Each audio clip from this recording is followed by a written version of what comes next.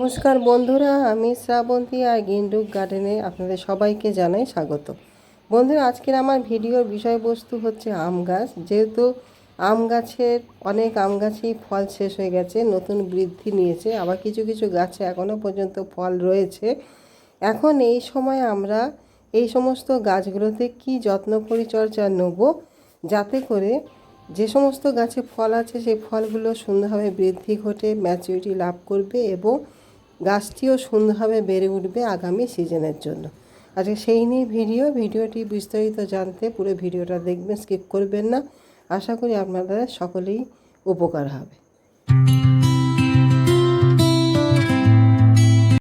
বন্ধুরা, এই সময়টি হচ্ছে আম গাছের একটি উপযুক্ত টাইম বা খুব গুরুত্বপূর্ণ একটি সময়, যেখানে আমাদের ফলগুলো সুন্দর বৃদ্ধি ঘটবে, ম্যাচুরিটি লাভ করবে, পাশাপাশি গাছটিও আমাদের দ্রুততার সঙ্গে বৃদ্ধি ঘটবে, যাতে আগামী সিজনে প্রচুর পরিমাণ গাছে যাতে ফলন পেতে পারি। তার জন্য এখন থেকে কিন্তু আমাদের সেই ব্যবস্থা শুরু করে দিতে হবে, কেন আমাদের এখন বর্ষা চলছে।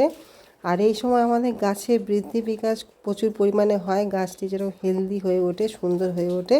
আর ঝোপালো করার সবথেকে ভালো পদ্ধতি আর সময় হচ্ছে এই সময়টি, যেটাকে আমাদের কাজে লাগাতে হবে। এই সময় সবথেকে বেশি যেটা আমাদের জরুরি সেটা হচ্ছে গাছটাকে সুস্থ রাখা এবং গাছে খাবার প্রয়োগ করা, যাতে করে আমাদের গাছটা দ্রুত বৃদ্ধি পায়। বন্ধুরা, এই সময় যেহেতু আমাদের বর্ষা চলছে, এই বর্ষার সময় আমাদের গাছে সবথেকে বেশি সমস্যা হয় সেটা হচ্ছে ফাঙ্গাস। আর যেহেতু নতুন নতুন পাতা ছাড়ে, বৃদ্ধি নেয়, সেই সময় আমাদের কীটপতঙ্গেরও কিন্তু প্রচুর পরিমাণে আক্রমণ গাছে ঘটে। আমাদের এই দুটো দিক যদি আমরা সঠিকভাবে মেনটেন করে চলতে পারি, তাহলে আমরা গাছটাকে অবশ্যই সুস্থ রাখতে পারবো। পাশাপাশি আমাদের গাছে খাবার প্রয়োগ করতে হবে, যাতে করে গাছটি যেন হেলদি হয়ে ওঠে, সঠিক নিউট্রিশন পুষ্টি পেতে পারে। সেই জন্য খাবারটাও কিন্তু আমাদের অত্যাবশ্যক। আমরা এই সময় কি গাছে খাবার দেবো চলুন দেখে নিই। বন্ধুরা, দেখতে পাচ্ছেন যে খাবারটা আমি এখানে নিয়ে নিয়েছি, খুবই কম পরিমাণে খাবার, যেহেতু আমাদের আম গাছ কিন্তু বেশি খাবার পছন্দ করে না। এখানে হাড় গুঁড়ো আর হচ্ছে শিম চাচা দুটো 1 চামচ নিয়েছি, তার সঙ্গে নিয়েছি আমাদের জিঙ্ক, আর এটা হচ্ছে পটাশিয়াম যেটা সালফেট অফ পটাশ, আর তার সঙ্গে নিয়েছি আমাদের কম্পোস্ট, এখানে ভার্মি কম্পোস্ট, কাওডাং কম্পোস্ট যেটাই হোক আপনারা নিয়ে নেবেন। আমাদের আম গাছ অতিরিক্ত খাবার কিন্তু পছন্দ করে না, বিশেষ করে নাইট্রোজেনযুক্ত খাবার তো একেবারেই না।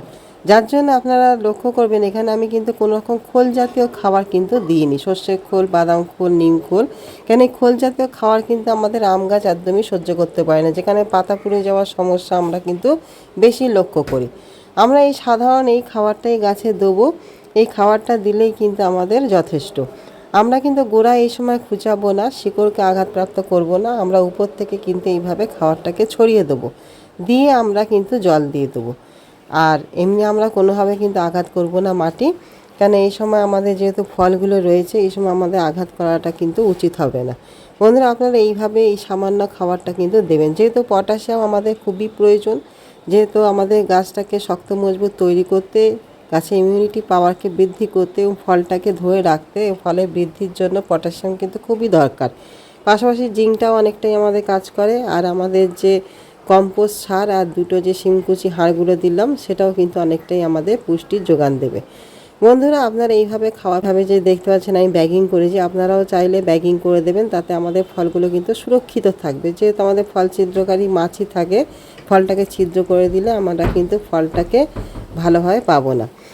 আর ব্যাগিং করলে কি হয়, আমাদের ফলের কোয়ালিটিটাও সুন্দর হয়, কালারও ভালো হয়।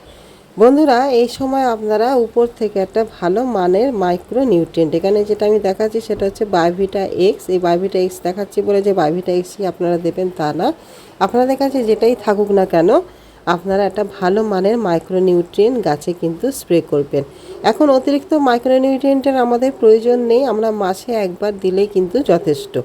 আমরা এই মাইক্রো নিউট্রিয়েন্ট মাসে একবার কি দুবার বড়জোর দিতে পারি, তাতে করে আমাদের গাছের সমস্ত রকম মাইক্রো এবং ম্যাক্রো যে আমাদের নিউট্রিয়েন্ট সেগুলো কিন্তু চাহিদা পূরণ হবে, গাছটা শক্তিশালী হয়ে উঠবে, ফলটাকে ধরে রাখার ক্ষমতা বৃদ্ধি পাবে এবং ফল কিন্তু দ্রুততার সঙ্গে বৃদ্ধি পাবে এবং ফল ঝরে যাওয়ার আশঙ্কা কিন্তু আর থাকবে না। আর ফলের কোয়ালিটি যেরকম ভালো হবে এবং ফলের মিষ্টতাও বৃদ্ধি পাবে। আর বন্ধুরা, মিষ্টতার জন্য আরেকটি জিনিস বলে দিই, সেটা একটা সিক্রেট টিপস। আমরা অনেকেই হয়তো জানি না, আমাদের ফল মিষ্টি করার জন্য পটাশিয়াম, ক্যালসিয়াম আর ম্যাগনেসিয়াম এই তিনটি উপাদান কিন্তু অত্যন্ত জরুরি।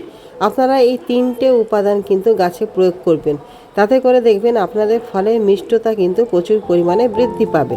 পাশাপাশি যে সমস্ত গাছে নতুন বৃদ্ধি নিয়েছে, নতুন পাতা বেরিয়েছে, সে সমস্ত পাতাগুলোকেও কিন্তু আমাদের পোকামাকড়ের হাত থেকে রক্ষা করতে হবে। কেননা পাতা যদি পোকা নষ্ট করে দেয় তাহলে আমাদের বৃদ্ধি কিন্তু ব্যাহত ঘটবে। সেই জন্য আমাদের এখানে একটা ভালো কীটনাশক মাসে 2বার প্রয়োগ করতে হবে। এখানে আপনারা সাইফারমেথ্রিন গ্রুপের প্রফেক্ট সুপার, কনফিডার, কাকা, কাটাপ্পা কিংবা আপনারা যে কোনো কীটনাশক যেটাই আপনাদের হাতে থাকুক না কেন, আপনারা মাসে 2বার গাছে প্রয়োগ করবেন। যখন আপনাদের বৃষ্টির বিরতি নেবে তখন আপনারা এই জিনিসটিকে প্রয়োগ করবেন, তাতে করে আমাদের গাছের পাতাগুলো কিন্তু সুরক্ষিত থাকবে। পাশাপাশি যেহেতু আমাদের ফাঙ্গাসের আক্রমণ ঘটে, সেই জন্য আমরা এখানে ভালো ফাঙ্গিসাইড গাছে প্রয়োগ করব। আমরা সকলেই মোটামুটি এতদিনে জানি যে আমাদের ভালো যেটা কাজ করে আমাদের এই বর্ষার সময়, যেটা আমাদের পচন রোগকে দূর করতে সহায়তা করে, সেটা হচ্ছে ব্লাইটক্স।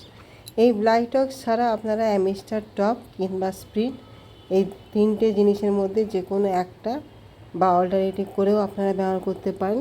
এটিও আপনারা মাসে 2বার করে গাছে প্রয়োগ করবেন। আর যখন গাছে বৃষ্টি যখন বিরতি নেবে, যখন গাছের মাটি শুকনো থাকবে, সে সময় আপনারা গাছের গোড়াতেও কিন্তু এই ফাঙ্গিসাইডের জল ঢেলে দেবেন। পাশাপাশি আপনারা গাছের যে কাণ্ড থাকে, মাটির উপর থেকে যে কাণ্ডটা ওঠে, সেই কাণ্ডতেও এই ব্লাইটক্সের একটা মোটা প্রলেপ করে আপনারা যদি লাগিয়ে দিতে পারেন, তাহলে কিন্তু ফাঙ্গাসের হাত থেকে আমাদের গাছটি কিন্তু রক্ষা পাবে। এইভাবে কীটনাশক এবং ফাঙ্গিসাইডের ব্যবহার আপনারা গাছে করুন। অবশ্যই গাছে খাবারটিও প্রয়োগ করে দিন, তাতে গাছের দেখবেন সুন্দর বৃদ্ধি ঘটবে, পোকামাকড়ের হাত থেকে ও ফাঙ্গাসের হাত থেকে রক্ষা পাবে। আর এই সময় যেহেতু আমাদের বৃদ্ধির টাইম, সেই জন্য আমরা এই সময় গাছে একটি হরমোনের স্প্রে করব, যাতে করে আমাদের গাছটি যেন দ্রুত ঝোপালো হয়ে ওঠে। এখানে হরমোন বলতে যেটা সবথেকে বেশি কাজ দেয় সেটা হচ্ছে মিরাকুলান। কারণ মিরাকুলান আমাদের গাছের বৃদ্ধি ঘটাতে প্রচুর পরিমাণে কিন্তু সহায়তা করে।